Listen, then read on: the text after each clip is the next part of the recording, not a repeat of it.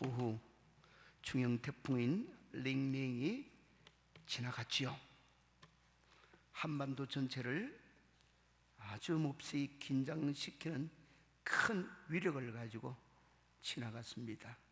요 위층에 이청제 사무실에서 바람 소리를 듣고 가끔씩 창문을 열고 우리 교회 화단 쪽으로 내려다 보았어요. 그랬더니 화단에 심겨 있는 나무들이 곧 가지가 찢어질 것 같았고 그냥 통째로 자빠져서 뿌리가 쑥 올라오지 않겠나, 그 정도로 많이 흔들리는 걸 보았어요. 강한 바람이구나. 그럼에도 불구하고 바람이 지나가서 나중에 보니까 나무 중에 제일 약한 나무에 해당이 되는 화단에 사과나무가 있지요. 열매가 5개 있는데 2개는 떨어지고 3개나 남았었습니다. 3개는 그 강한 바람에도 잘 견뎌낸 것을 보니까 참 귀하게 보이더라고요. 여러분 가정이나 주변에는 혹시라도 태풍 피해 본 사람들은 없는지요? 아마도 없으리라, 또 적으리라 생각합니다.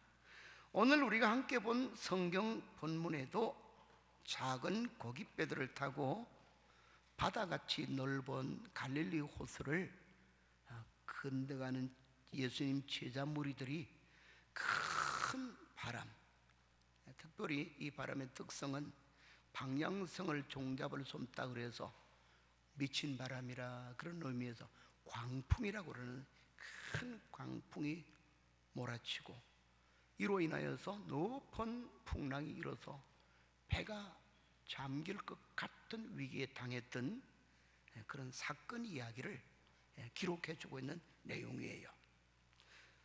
출발할 때는 그렇게도 잠잠했던 호수가 갑자기 이렇게 바람이 불고 물결이 일어났던 것이죠. 그 배는 이제 곧 침몰되어서 그 넓은 호수의 한가운데가 제일 깊은데 그게 다 죽을 가능성이 있는 그런 위기에 처했던 것이에요. 그러나 우리 성경의 결과를 바라보면은 예수님의 12 제자를 비롯해서 배 한 척만이 아니라 몇 척의 배가 그 뒤에 사람들을 싣고 따라왔는데 아마도 좋기 수십 명이나 되는 사람들이 그 위기를 만났는데 단 한 사람도 피해를 보지 아니하고 건너편 마을로 가고자 했던 대로 잘 도착하게 됐다. 그런 사람의 힘과 재주로는 도저히 극복할 수 없는 그 큰 바람과 물결을 이겼다, 그렇게 기록해주고 있어요. 어떻게 그렇게 위기 상까지 이르렀는데 그런 풍랑을 이겼단 말인가? 오늘 이 본문은 여기에 메시지를 담아서 예수님을 믿고 살아가는 풍파많은 이 세상에 있는 죄의 백성들이 어떻게 우리에게 다가오는 인생 풍파를 또 물결을 이길 수 있는가 하는 귀한 교훈 메시지를 주고 있는 줄 믿으시길 바랍니다. 그래서 오늘은 여기에 초점을 맞춰서 큰 광풍과 물결이 일어나도 어디에? 우리 앞에 일어나도 그 뒤에 말들은 여러분들이 갖다 붙이시고 그런 제목으로 잠깐 말씀을 나눌 때 주께서 귀한 은혜 도와주시기를 바랍니다. 이 스토리를 바라보면은 예수님의 제자들이 심한 풍랑을 이길 수 있다는 것은 3가지의 연결되어 있는 원인이 있어요. 이것 때문에 그들은 이 풍랑을 극복했다. 그 첫 번째를 말하는 것이 그들의 이 배 항해길은 예수님의 말씀을 듣고 따르던 백길이었기 때문이다. 이걸 가장 먼저 가르쳐줘요. 본문 35절 시작하는 첫 구절에 그 사실을 이렇게 말씀을 해주고 있지요.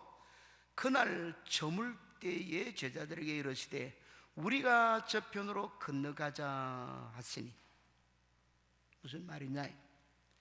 이 배를 타고 건너가는 뱃길은 예수님 제자들이, 예수님 이 동네는 이제 전도 그만하시고 저 건너편 동네 안 가본 데 한번 가십시다.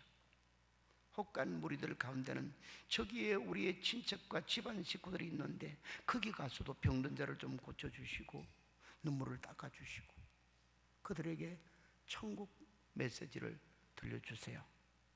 그래서 간 게 아니다 그 말이에요. 예수님이 먼저 제안하시기를 우리가 건너가자.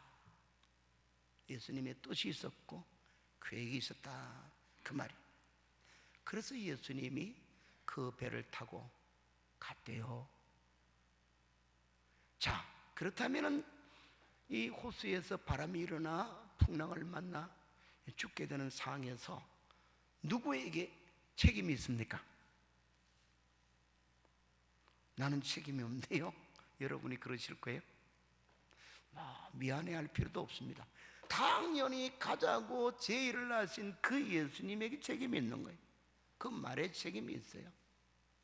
우리나라가 시국이 뻐끌찌껄한데 자기가 했던 말에 대해서 결국은 책임충을 만나니까 막 어려운 일들이 막 이렇게 있고 토론이 벌어지고 그러지요. 말은 책임을 져야 되는 것이잖아요. 더더욱이 하나님의 아들, 인류의 메시아, 인류들이 다 믿고 따라갈 수 있어야 될 예수님의 말씀은 책임성이 분명히 있어야 돼요. 예수님은 당신의 말을 듣고 따라왔던 뱃길의 사람들이기 때문에 책임을 지신 줄 믿으시길 바랍니다. 그 갖고 계시는 위대한 권세와 능력을 가지고 말에 대한 책임을 지셨다. 그 말이 그들을 풍랑의 위기 속에서도 건져주시는 거예요. 그걸 이기게끔 만들어주셨다. 그런 이제 이 교훈이 있습니다. 사랑하는 성도 여러분, 우리 신앙생활이라는 것이 뭘까요? 물론 이 신앙생활의 정의는 다면 여러 면에서 이렇게 저렇게 정의를 내릴 수 있는데, 한편에서 정의를 내리면 신앙생활이라는 것은 우리가 믿는 대상인 예수님의 말씀을 듣고 따르는 자세가 신앙생활인 줄 믿으시길 바랍니다. 예수님은 이 자세를 신앙으로 요구를 하시기를 요한복음 10장 27절에서 이렇게 말했어요. 내 양은, 자기를 믿는 자는 그 말이, 내 음성을 듣고 나는 그를 알며 그들은 나를 따르느니라 그랬어요. 그래서 사람 편에서 우리 편의 신앙은 우리가 믿는 목자이신 예수님의 양이 되어서 그 음성을 듣고 따르는 것이 신앙이다, 그 말이 돼요. 이 말을 좀 더 강조한 말은 요한복음 12장 26절에 보면은 예수님이 또 이렇게도 말씀을 해요. 사람이 나를 섬기려면, 나를 믿으려면 그 말이, 나를 따르라. 나 있는 곳에 나를 섬기는 자도 거기에 있으리니 사람이 나를 따르면 내 아버지께서 저를 귀히 여겨주시리라, 그런 말씀을 했어요. 역시 주의 하신 말씀은 뭐가 신앙이냐? 자기 말에 귀를 기울이고 자기 말에 따라가는 것이다, 그렇게 말을 했어요. 사랑하는 성도 여러분, 제자들이 예수님의 말씀을 듣고 배를 저으며 가는 이 뱃길, 예수님이 가자고 해서 갔지만은 풍랑을 만났어요. 큰 바람, 높은 풍랑. 우리가 살아가는 이 세상에서도 신불신을 막론하고 믿는 자나 안 믿는 자나 막론하고 예기치 않았던 인생 시련과 환난의 바람이 있는 줄로 우리가 잘 알고 있잖아요. 이런 사람은 이런 풍랑, 저런 사람은 저런 인생의 시련의 풍랑 다 만나요. 믿는 사람들도 마찬가지. 그러나 믿는 우리에게 다른 것이 있다 그 말이에요. 그건 뭐냐? 주님을 의지하고 그 말씀을 따라가는 길에 나타나는 인생의 시련의 바람과 풍랑은 주님이 책임을 져주시는 줄 믿으시기를 바랍니다. 자기가 따라오라고 그랬으니까, 그 길을 가고 있으니까. 그러나 주님의 말씀과는 상관없이 내 알량한 탐욕, 욕망에 의해서 주님은 저리로 가자 그러신데 난 싫어요. 주님 잠깐 동안 이런 문제에서는 내 식으로 갈 거예요. 그렇게 주님의 말씀을 듣고 따르는 길이 아니라 자기 생각, 고집, 탐욕, 욕심을 따라서 가는 길에 풍랑을 만나면은 주님이 어떻게 책임을 져줄 수 있느냐, 그런 문제가 나와요. 그러므로 우리는 항상 우리의 신앙 자세를 점검할 때 나는 과연 우리 주 예수님이 내게 말씀하시는 대로 따라가는가? 주님이 가자 그러면 나도 가고, 주님이 서자 그러면 멈추고, 주님이 오른쪽으로 가자 그러면 나도 오른쪽으로 가고, 왼쪽으로 가자 그러면 왼쪽으로 가고, 이룰 수 있는 아름답고 착한 양의 자세를 늘 가다듬기를 바랍니다. 이런 자세를 두고 오래전에 우리 어르신들이 즐겨 부르던 복음성가에는 주 동하면 나 동하고 주 정하면 나 정하네. 주님이 움직이면 나도 움직이고, 주님이 멈추면 나도 멈추고, 그러면 주님과 함께 한 발자국 두 발자국 걸어가는 것이 신앙생활이다 그 말이고, 거기에는 주님이 책임져 주시는 것이 있다 이 말. 3개 남은 사과는 왜 남았고, 2개 남은 사과는 떨어진 사과는 왜 떨어졌는가? 전 성격이 좀 꼼꼼해서 조사를 해보고 연구를 해봤어요. 크기도 거의 같아요. 네. 그럼 왜 떨어졌을까? 3개는 남았는데. 네. 답이 뭘까요? 제 나름대로의 답이에요. 가지가 바람에 확 흔들릴 때 안 떨어진 사과는 가지 따라 움직였어요. 확 내려갈 때 같이 내려가는, 올라갈 때 이래 올라가, 오른쪽으로 움직일 때 오른쪽으로 따라가. 그런데 반대로 어떤 사과는 가지는 위로 확 올라가는데 나도 무게가 있어요. 내가 이 얼마나 커서 비중이 크다고. 그러면서 자기는 밑으로 쳐지면은 상충 작업에 서로 당기니까 그냥 쉽게 뚝 떨어지는 거예요. 가지는 왼쪽으로 지금 가고 있는데 자기는 오른쪽에 남아있으면 그 역시 마찬가지로 떨어지는 거지. 꼭 사과 떨어지는 원리를 말하려고 그런 게 아니고 비유예요. 우리의 신앙도 주 따라 주님이 이렇게 나도 그렇게, 주님이 아니 나도 아니, 이럴 때는 주님과 함께 행하는 자가 되니까 떨어질 이유가 없는 거지. 실은 속에 푹 빠지질 않아요. 왜? 능력의 그 주님이 나의 튼튼한 가지가 되어서 나를 붙들고 있으니까. 2번째, 오늘 이 사건에는 이런 교훈이 있습니다. 이 풍랑을 극복하는 비결로, 그 뱃길은 예수님을 태우고 즉 모시고 가는 뱃길이었기 때문이다, 이렇게 말을 해요. 자, 오늘 우리 본문에 다시 그 다음 절인 36절을 보면 이렇게 말합니다. 그들이 무리를 떠나, 이 그들은 예수님 제자들을 두고 말하는 거예요. 무리들은 이 장소를 떠나기 전에 수많은 수천 명의 사람들이 있었는데 그들을 떼어놓고 떠나 예수를 배에 계신 그대로 모시고 가매. 다른 배들도 함께 하더니 이렇게 말을 했어요. 여러분, 이 제자들이 분명히 이 갈릴리 호수로 건너가는데, 주님이 가자고 그래서 건너가는데, 주님 우리가 먼저 건너갈게요. 주님 당신은 이따가 알아서 오세요. 천천히 오시든지 다른 배 타고 오시든지 물 위로 걸어오시든지 우리끼리 먼저 갈게요. 이랬다면은 그 풍랑에서는 그들은 살아나오지 못했을 거예요.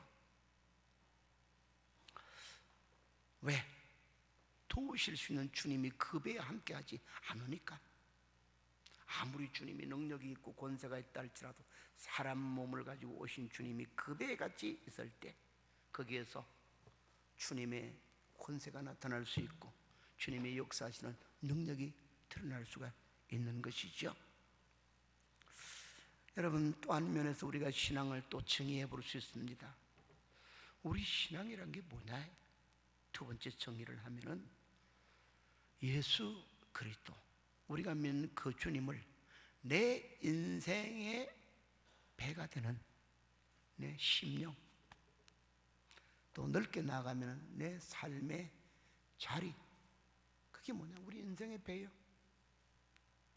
거기에 나홀로 있거나 힘약한 우리 식구들만 있으면, 세상 풍랑 만나면 아무리 발버둥을 치고 노력을 하고 지혜를 다 모아도 참 이겨나기 힘든 인생의 시련의 풍랑이 많아요.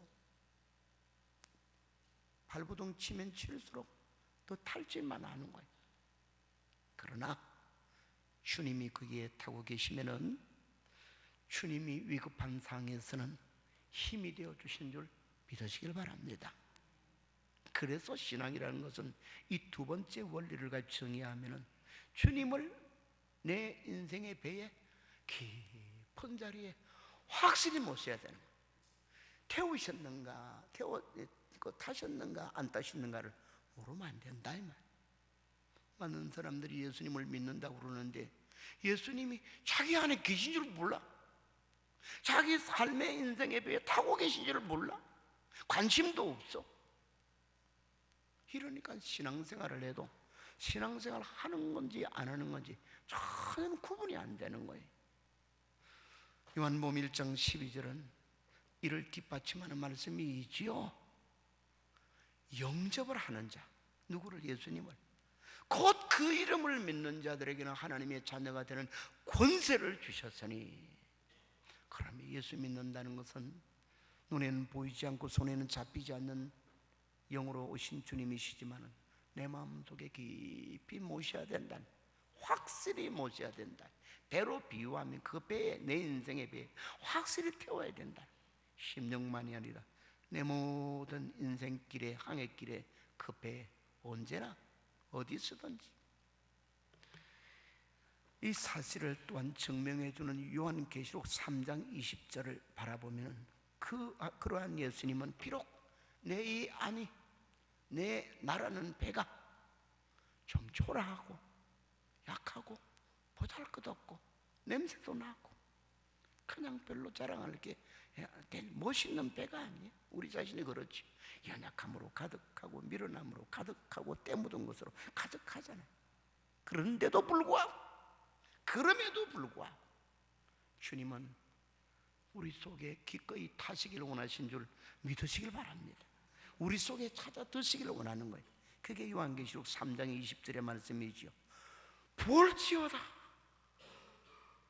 내가 문 밖에서 서서 두드리노니 누구든지 내 음성을 듣고 문을 열면은, 문을 열고 나를 영접하면은 내가 그에게 들어가서 그는 나와 더불어 먹고 나는 그와 더불어 먹으리라 약속을 했어요.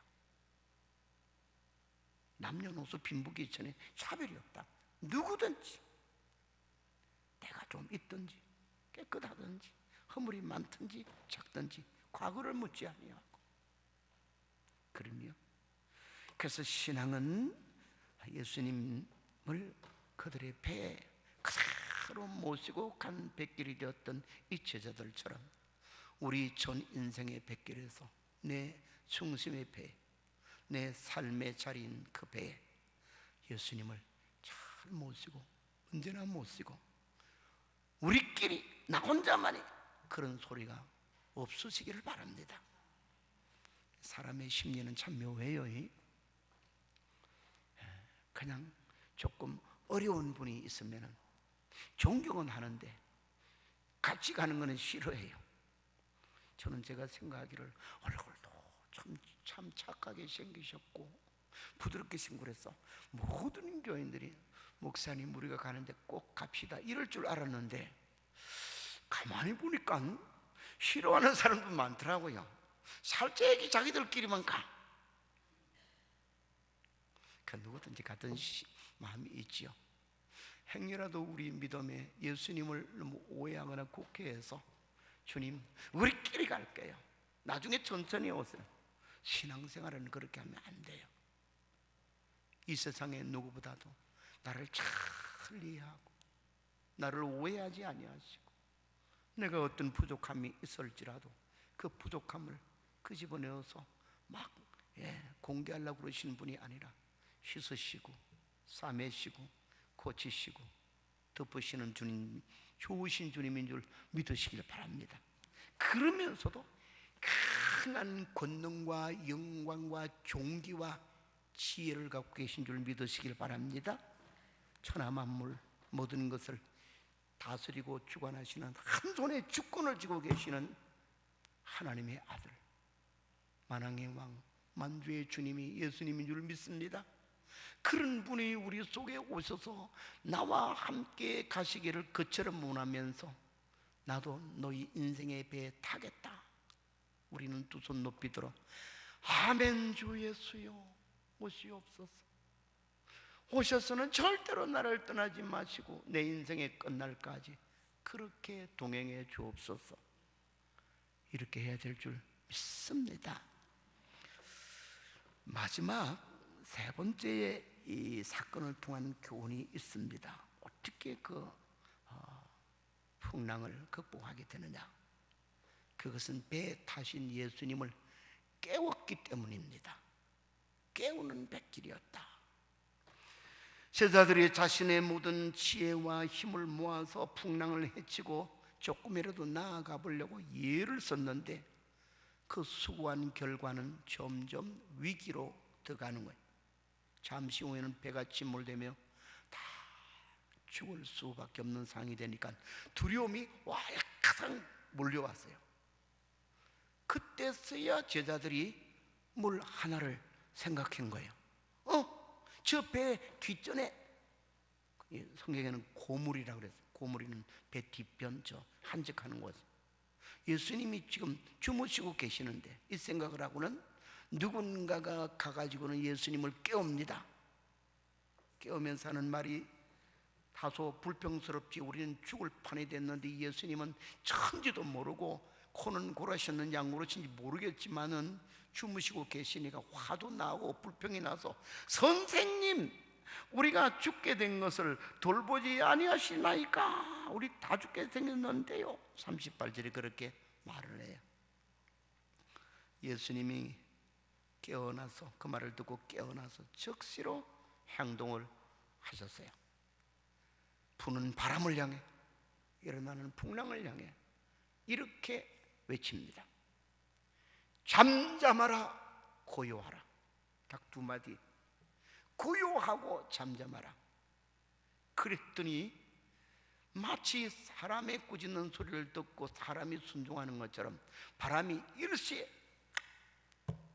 풍랑이, 높이 일던 풍랑이 잠잠해지는 거예요.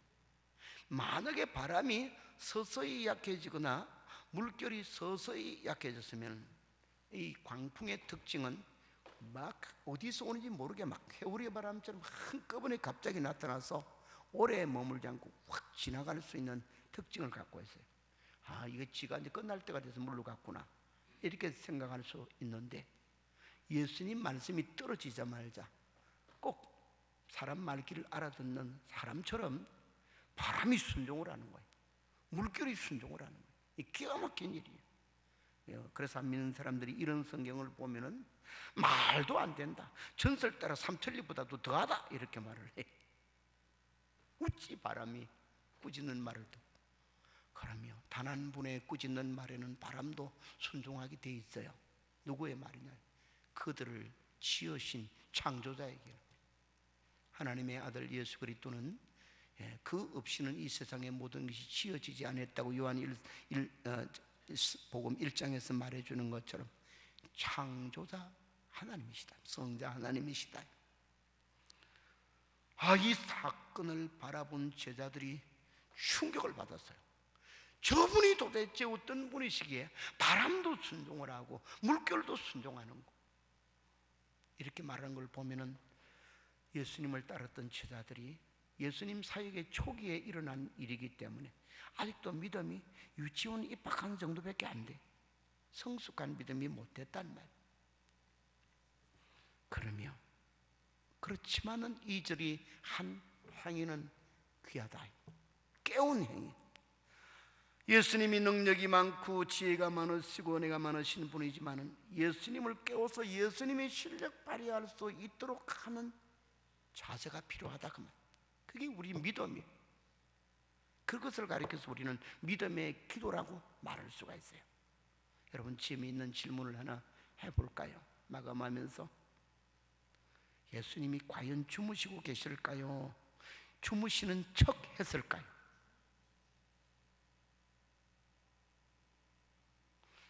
여러분이 대답을 못하는 것처럼 대답하기 힘들어요. 왜? 몰라. 성경에 주무시는 척 했더라 그러면 그냥 주무시는 척 한 거로 안 주무신 걸 아는데, 그러니까 어찌 보면 주무신 것 같기도 하고 사람 몸으로 오셨으니까. 그러나 그 속에는 신성이 있으니까 예수님이 어찌 그 급박한 자기를 따라온 수십 명의 생명이 왔다 갔다 하는데도 아무것도 모르고 다른 사람들은 막 초죽음이 되어서 야단인데 모르고 계시겠냐, 이렇게 생각해 보면 알고 계신 것 같아요. 그래서 누가 묻기를 목사님은 어느 쪽입니까? 그러면 저는 후예요. 예수님은 알고 계셨다. 그러나 주님은 그냥 제자들이 초죽음이 되어 가는데도 끝까지 그냥 계시는 거예요. 왜 그러셨을까요?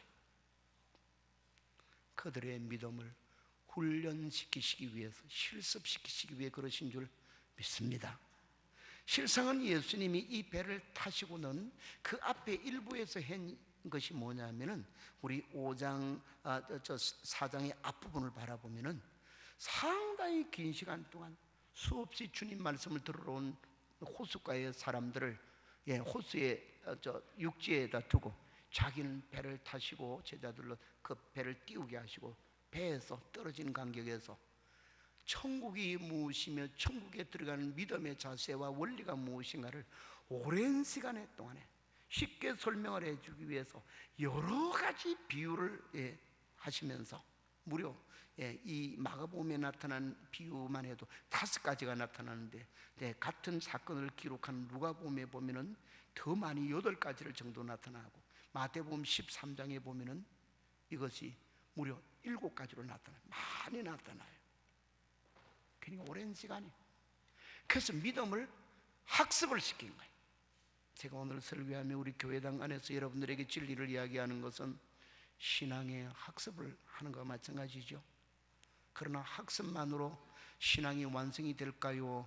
실습도 해야 될까요? 해야 됩니다. 학습은 머리로 익히는 것인데 실습은 그것이 사실에서 증명을 받는 것이에요. 그래서 아이들에게 1 더하기 1은 뭐지? 2요! 그래요. 이것이 체질화시키기 위해는 사과 2개를 가져다 놓고는 자, 1개 갖고 와서 여러분 앞에 올려요. 몇 개죠? 하나요. 그래요. 또 1개 가져와나요? 그러면은 몇 개요? 그럼 2개요. 하나 더 했더니 2개가 됐다. 요거는 가리켜서 실물로 체험을 시킬 것인 거고 체질화시키는 거예요. 2개. 이러면은 똑같이 학습과 훈련이 같이 되는 거예요. 예수님 제자들 아무리 앉혀놓고 많은 이론을 이야기해도 그것이 체험이 안 되면 그들의 돈독한 믿음, 기독교의 기반을 이루는 훌륭한 사도들의 믿음이 안 되기 때문에 주님은 이번에는 극적 믿음을 체험시키기 위해서 갈릴리 호수로 몰고 나온 거예요. 어찌 보면 풍랑이 일어나게 하는 것도 예수님이 아니실까 이런 생각도 해봅니다. 거기에서 초죽음이 되게 하는 거예요. 왜? 사람의 지혜와 능력으로는 못할 것도 주님은 의지하는 자에게 역사할 수 있다는 것을 보여주기 위함인 줄 믿으시길 바랍니다. 그래서 예수님을 깨워서 주여 우리를 도와주시옵소서 하고 부르짖는 믿음의 기도를 드리게 하고 주님을 의지케 하는 깨우는 신앙을 갖게 하는 것입니다. 과연 제자들이 제대로 아직 믿음을 못 가졌지만은 그 시간에 예수님을 깨우면서 우리의 죽게 된 것을 안 돌아보시나이까? 그 작은 믿음을 가지고 불평스럽게 말했지만 주님 그걸 업수 여기시고 말도 안 들은 것이 아니라 즉각 기적을 행하셨습니다. 그랬더니 그들이 기적 사건을 체험하고 난 뒤에는 이분이 뉘시게 하는 그 질문의 감탄사에서 나오는 것처럼 과연 하나님의 아들이었도다, 이게 확정이 되는 거예요. 믿음이 확, 못하실 일이 없는 존재존능하시고 대주권을 쥐고 계신 주님으로. 그래서 이 사건 뒤에는 이 제자들의 믿음이 훨씬 성숙했을 거예요. 자연의 환란에 바람 지련의 물결만 만나는 것이 아니라 앞으로 그들이 주님의 사역을 하는 데는 핍박, 환란, 어려움 많이 있어요. 이런 훈련을 통해 그들은 그런 모진 풍파 앞에서도 핍박 앞에서도 주님을 증거하는 복음 사역을 감당하는데 잘 곳곳이 인내하며 감당하고 승리하는 자들이 된 줄 믿으시기를 바랍니다. 우리의 신앙도 더 마찬가지입니다. 그래서 우리와 같이 계시는, 내 인생의 배를 타고 우리 속에 계시는 주님을 깨우는 믿음을 잘 발휘를 하고 훈련을 해야 됩니다. 그 깨우는 믿음이 뭐냐? 기도예요. 주여 우리의 이 어려움을 돌아보지 아니하시나이까, 기도잖아요. 오늘도 예수님은 기꺼이 당신을 향해 우리 인생사에 맞는 어려움들이 있을 때는 염려나 불안, 근심에 사로잡힌 포로가 되지 말고 기도할 것을 가리키면서 내 이름으로 무엇인지 내게 구하면 내가 행하리라. 빌립보 4장 6절은 이를 더 권면하여서 아무것도 먼저 염려하지 말고 다만 모든 일에 기도와 너희 간구로 구할 것을 하나님께 감사함으로 믿음으로 그만 아뢰라. 그리하면 그리스도 예수 안에 있는 하나님의 평안케 하시는 은혜를 체험할 것이다, 이런 약속을 줍니다. 모든 말을 맺습니다.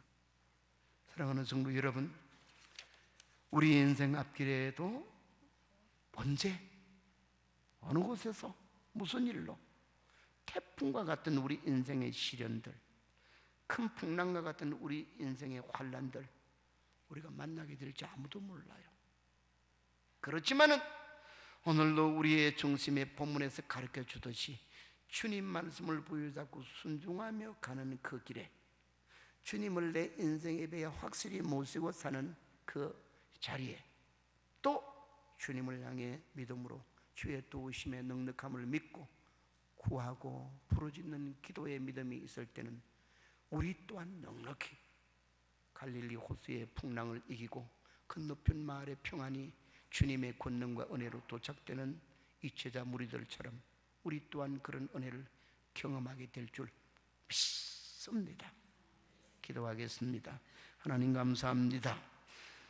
오늘도 주의 주시는 교훈을 통해서 자연의 풍랑 앞에서도 주님의 기적을 체험하는 것처럼 우리 인생사에도 큰 바람, 큰 물결 일어나는 같은 인생의 시련들이 끊임없이 오고 가지만은 우리는 우리 예수님을 믿고 따르는 아름다운 믿음의 자세와 주님을 우리의 중심에 우리의 인생의 모든 삶의 자리에 깊이 모신 자세와 또 우리 주님의 도우심을 구하는 부르짖고 주님을 깨우는 우리의 기도의 믿음이 있으면 우리 앞에 바람이 불어도 우리 앞에 풍랑이 높이 일어도 우리 또한 넉넉히 이길 수 있는 것을 알려주신 것 감사합니다.